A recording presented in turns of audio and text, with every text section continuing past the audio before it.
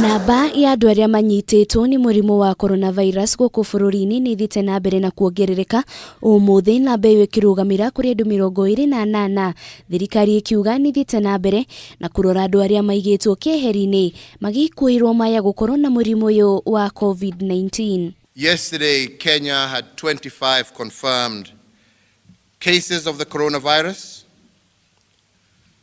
and today we have received confirmation of an additional 3 cases, bringing our national tally to 28 confirmed cases. Ona thenge ya andu atatu kuongerereka ithabu-ini ria bururi ria andu aria mari na murimu uyu wa coronavirus, mutongoria wa bururi Uhuru Kenyatta ni ugite kuri na mwihoko thutha wa mundu umwe guku bururi-ini kuhona murimu uyu. We have registered our first patient who has fully recovered from this virus.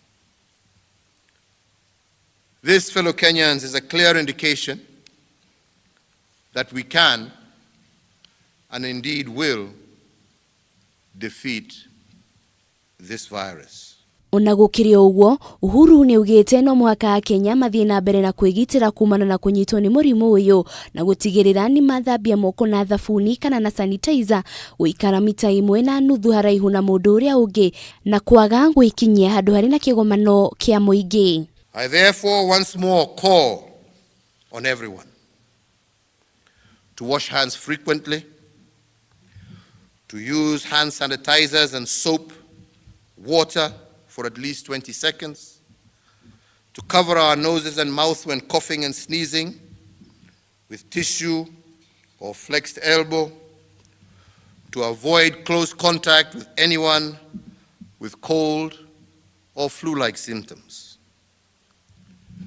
These measures, fellow Kenyans, as simple as they may sound, will slow the spread and ease the effects of COVID-19 on our nation. Bururi-ini wa Ngeretha, Prince Charles uria uikaine ta Prince of Wales umuthi ni onekanire ari na homa ya coronavirus. Ndumiriri iria irekereirio kuri nyumba cia mohoro ikiuga Prince Charles ari na ugima mwega wa mwiri indi yeigite keheri-ini mwena wa Scotland.